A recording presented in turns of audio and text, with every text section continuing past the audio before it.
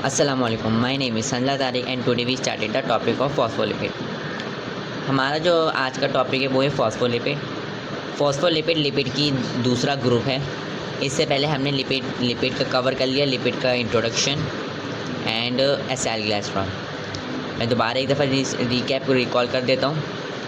Lipid एक variety है of organic compound. उसके अंदर बहुत ज़्यादा ऑर्गेनिक कंपाउंड्स पाए जाएंगे, जैसे कि fatty acids, glycerol, fat like molecule, steroids.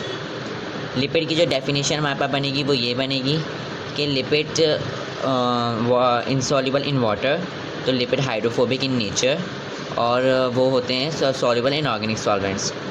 उनमें डबल अमाउंट ऑफ एनर्जी पाई जाती है कार्बोहाइड्रेट के मुकाबले में।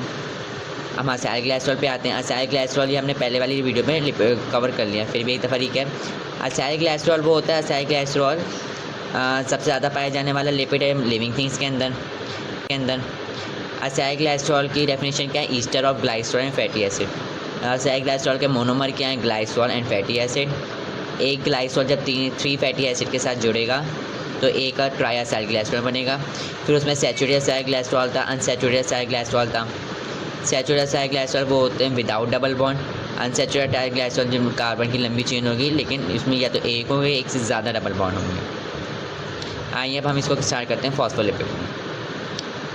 फॉस्फोलिपिड्स हमारे पास इसके अंदर नाम देखने से पता चल रहा है फॉस्फेट। इसके अंदर फॉस्फोएट होगा और लिपिड्स होंगे। Biological point of view most important group of lipid. Biological point of view के अगर हम बायोलॉजिकल पॉइंट ऑफ व्यू लें, ये most important group of lipid है। क्यों? क्योंकि जो हमारे पास सेल होता है, हमारा जो सेल होता है, हमारे पास ये सेल है और ये सेल के अंदर न्यूक्लियस है। अभी जो सेल को ही जो मेम्ब्रेन है एंक्लोज करा हुआ है ना, ये जो मेम्ब्रेन है ये मेम्ब्रेन बनी हुई होती है फॉस्फोलिपिड से। फॉस्फोलिपिड और प्रोटीन से मिलकर बनी हुई होती है। 50% फॉस्फोलिपिड होता है, 50% प्रोटीन होता है। तो ये बायोलॉजिकल पॉइंट ऑफ व्यू से फॉस्फोलिपिड हमारे अंदर most important group of lipid है, क्योंकि सारे सेल की मेम्ब्रेन फॉस्फोलिपिड से मिलकर बनी हुई है। तो ये सबसे ज़्यादा पाए जाने वाले भी कहलाएगा। और क्या नाम है, सेल बना रहा है, सेल की मेम्ब्रेन को कवर कर रहा है। सेल की मेम्ब्रेन में जो परमिएबिलिटी है, सिलेक्टिव परमिएबिलिटी है, वो इस पे होती है। A phospholipid is like acyl glycerol except that one fatty acid is replaced by phosphate which is attached to a nitrogenous choline। लिखा हुआ है कि फॉस्फोलिपिड असाइल ग्लाइसरॉल की जैसा ही होता है, लेकिन इसमें जो असाइल ग्लाइसरॉल में जो एक फैटी एसिड होगा ना, वो रिप्लेस हो जाएगा फॉस्फेट से, और फॉस्फेट जुड़ा हुआ होता है कोलिन से। अगर हम एक दफ़ा दोबारा याद करें तो असाइल ग्लाइसरॉल, मैंने अभी आपको बताया कि असाइल ग्लाइसरॉल किससे बना हुआ है? एक ग्लाइसरॉल और 3 फैटी एसिड से। ये एक ग्लाइसरॉल तो ये रहा, एक ये फैटी एसिड है, एक ये फैटी एसिड।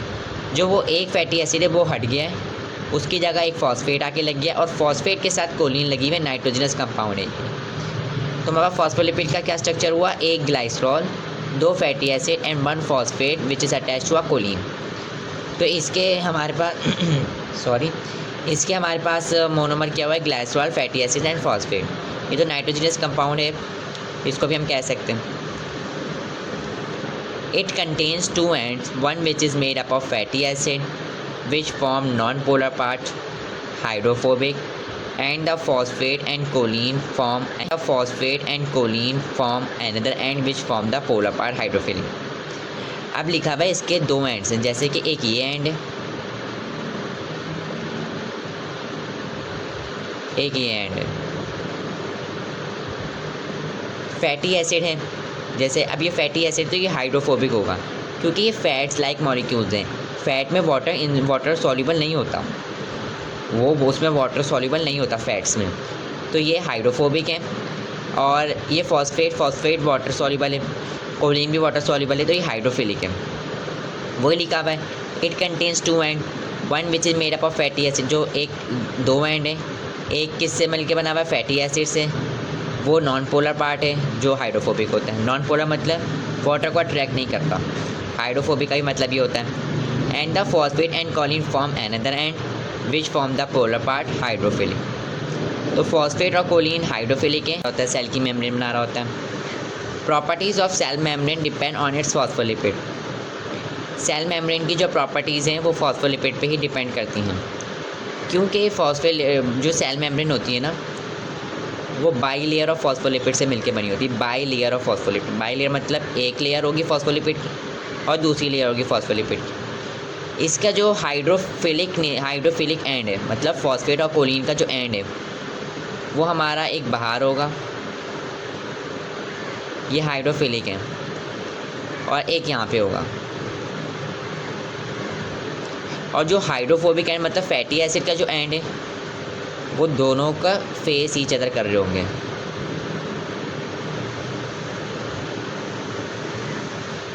दोनों फेस ईच अदर मतलब ये दोनों को फेस कर रहे हैं। तो हाइड्रोफोबिक है तो इसके अंदर चीज़ें आ नहीं सकती, क्योंकि अब इधर हाइड्रोफोबिक है और चीज़ों का अट्रैक्ट करेगा। तो जब ये इधर हाइड्रोफोबिक है तो इसके अंदर से कोई चीज़ तो नहीं आ सकती ना। इनके अंदर अगर इधर तक तो आ जाएगी क्योंकि हाइड्रोफिलिक है, लेकिन अंदर नहीं जा पाएगी क्योंकि अंदर हाइड्रोफोबिक है, क्योंकि यह हाइड्रोफोबिक एंड है। तो इसी वजह से इसमें प्रोटीन होते हैं, ये प्रोटीन लगे हुए होते हैं। ये सेल मेम्ब्रेन स्ट्रक्चर है एक ऐसी, ये प्रोटीन है। तो ये प्रोटीन लेके जा रहे होते हैं चीज़ों को। अगर कोई हमारे पास हार्मोन्स आएगा तो रिसेप्टर होते हैं वो लेके जाएंगे, एंजाइम्स होगा तो वो लेके जाएंगे। कोई हमारे सेल को कोई चीज़ चाहिए, वाटर चाहिए, ब्लड चाहिए, ग्लूकोज चाहिए, प्रोटीन चाहिए, वो इसको लेके जाएंगे। प्रोटीन ये कैरियर प्रोटीन होते हैं, बहुत सारी चीज़ें होती हैं। तो सेल मेम्ब्रेन की जो प्रॉपर्टीज़ हैं वो डिपेंड करती हैं फॉस्फोलिपिड पे। फॉस्फोलिपिड जैसा होगा वैसे ही सेल मेम्ब्रेन की प्रॉपर्टीज़ भी होंगी। अब जो हमारा तीसरा ग्रुप है वो है वैक्सिस। वैक्सिस क्या है? They are highly hydrophobic compound. ये हाईली हाइड्रोफोबिक कंपाउंड्स हैं। असाइल ग्लाइसरॉल हाईली हाइड्रोफोबिक नहीं होंगे क्योंकि उसमें ग्लाइसरॉल होता है। फॉस्फोलिपिड एक एंड इसका हाइड्रोफिलिक होता है और एक एंड हाइड्रोफोबिक होता है।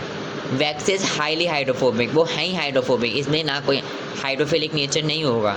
वैक्सिस हाइड्रोफोबिक है। मैं आपको बाबा बता रहा हूँ हाइड्रोफोबिक क्या मतलब होगा, वाटर को रिपेल करना, वाटर को दूर करना, नॉन पोलर पार्ट है। तो ये हाइड्रोफोबिक पार्ट है। दे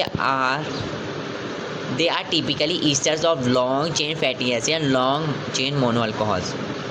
ये अब उसके जैसे मोनोमर्स आ गए कि ये typically esters of long chain fatty acid, इसमें भी ईस्टर बॉन्ड होगा और फॉस्फोलिपिड में भी ईस्टर बॉन्ड होगा। तो इनमें जो बॉन्ड है वो लिपिड में जो बॉन्ड होगा वो ईस्टर बॉन्ड होगा। या typically esters of long chain fatty acid, इनमें फैटी एसिड्स की लॉन्ग चेन होगी। असाइल ग्लाइसरॉल में 3 फैटी एसिड्स थे, इसमें फॉस्फोलिपिड में 2 फैटी एसिड थे। इसमें लॉन्ग चेन फैटी एसिड्स होगी और लॉन्ग चेन मोनो अल्कोहल होंगे। लॉन्ग चेन मोनो अल्कोहल मतलब कि एक अल्कोहल होगा और उस पे फैटी एसिड बहुत बड़े जुड़े हुए होंगे। ये मैंने अल्कोहल बना दिया, जैसे ये C3 तो कार्बन होता है कि ये एक अल्कोहल है, जैसे ये अब अल्कोहल है। अब इस पे लॉन्ग चेन फैटी एसिड की जुड़ी हुई होगी, तो इनमें भी जो बॉन्ड होगा वो ईस्टर बॉन्ड होगा। अब ईस्टर बॉन्ड कैसे बनता है कि मैंने आपको बताया था असाइल ग्लाइसरॉल में भी, जब एक अल्कोहल या 2 अल्कोहल या 3 अल्कोहल, इधर एक ही बात है, जब अल्कोहल फैटी एसिड के साथ केमिकली कंबाइन होगा और वाटर रिलीज़ हो जाएगा उसमें से, तो हमारे पास जो बॉन्ड बनता है वो ईस्टर बॉन्ड बनता है। तो इनका भी जो बॉन्ड बनेगा वो ईस्टर बॉन्ड है। वैक्सिस है protective functions in plants and animal. Waxes hydrophobic होती हैं तो ये हम प्रोटेक्टिव फंक्शन दे रहे होते हैं प्लांट्स को भी और एनिमल्स को भी। ये प्रोटेक्ट कर रहे होते हैं प्लांट्स के स्टेम्स को, प्लांट्स की लीव्स को। तो ये प्रोटेक्टिव फंक्शन है प्लांट्स में और एनिमल्स। अभी इसके हमारे पास 2 टाइप्स हैं, एक तो है नेचुरल वैक्सिस और सिंथेटिक वैक्सिस। नाम से पता चल रहा है नेचुरल वैक्सिस मतलब कुदरती जो हमें दी हुई हैं। Natural waxes are simple lipids, ये सिंपल लिपिड्स हैं, such as beeswax and cutin. Beeswax मतलब जो वो मक्खियाँ जो वैक्स बनाती हैं, मक्खियाँ जो जाले बनाती हैं, वैक्स बनाती हैं, उनके उधर से वैक्स लेना। और क्यूटिन ये एक प्लांट्स का नाम है, तो उसमें से जो आती है वो वैक्स होती है। सिंथेटिक वैक्स होती है।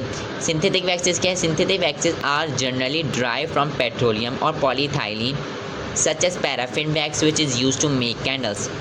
सिंथेटिक वैक्सेस जो ड्राइव की जाती हैं, सिंथेटिक वैक्स क्या है मतलब लेबॉर्ट्री में बनाना, सिंथेसाइज करा है वो नेचुरल नहीं है, उसको सिंथेसाइज बनाया है वो वैक्सेस। वो जो बनाई जाती हैं वो पेट्रोलियम से बनाई जाती हैं और पॉलीथाइलिन। पेट्रोलियम और पॉलीथाइलिन एक ही है, एक ही चीज़ है। जैसे कि पैराफिन वैक्स, ये नाम है सिंथेटिक वैक्सेस का।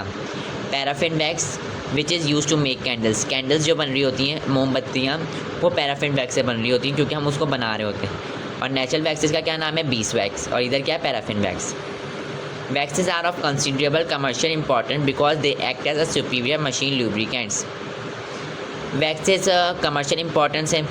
कमर्शियली हमारे अंदर कमर्शियली जो काम हो रहा होता है उसमें ये इम्पोर्टेंस इसकी होती है वैक्सेस की, because they act as a superior machine lubricants.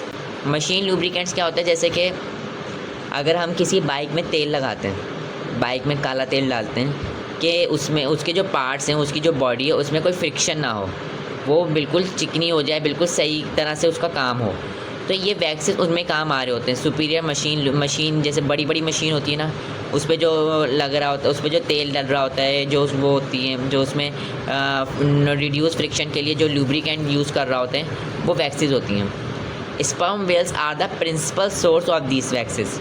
अब ये दोबारा एक वो आ गई, नेचुरल वैक्स आ गई। स्पर्म वेल्स मतलब बड़ी कोई मछली होती है, एक स्पर्म नाम है उसका, स्पर्म वेल्स। तो वो प्रिंसिपल सोर्स को इनका वो ये स्पर्म वेल्स, ये जो वैक्सेस हमारे अंदर सुपीरियर मशीन लुब्रिकेंट्स में यूज़ हो रही होती है ना, इनका जो स्पर्म वेल्स इनको बना रही होती हैं, स्पर्म वेल्स के अंदर पाई जाती हैं। तो फिर उस मछली से वो पहले वैक्सेस निकाली जाती हैं क्योंकि वो नेचुरली है। ये एक और नेचुरल वैक्सेस आ गई, ये नेचुरली फिर उससे निकाली जाती है और फिर उसको लुब्रिकेंट्स में, सुपीरियर मशीन लुब्रिकेंट्स में यूज़ किया जाता है। And that's all for today. हमारा लिपिड का भी टॉपिक कंटिन्यू है। इसके बाद एक और हमारे पास छोटा सा एक और बड़ा थोड़ा सा बड़ा ग्रुप है, लास्ट ग्रुप रह गया टर्पिनोइड्स, वो हमें कवर करना है नेक्स्ट वीडियो में। हमने अभी तक लिपिड कवर कर लिया है और असाइल ग्लाइसोल कर लिए हैं, फॉस्फोलिपिड्स कर लिए हैं और वैक्सेस कर लिए हैं। फोर्थ ग्रुप रह गया हमारा टर्पिनोइड्स का। सो अल्लाह हाफिज़। अगर आपको मेरी वीडियो अच्छी लगी हो तो लाइक करें, चैनल को सब्सक्राइब करें, दुआ में हमेशा याद रखें। अल्लाह हाफिज़।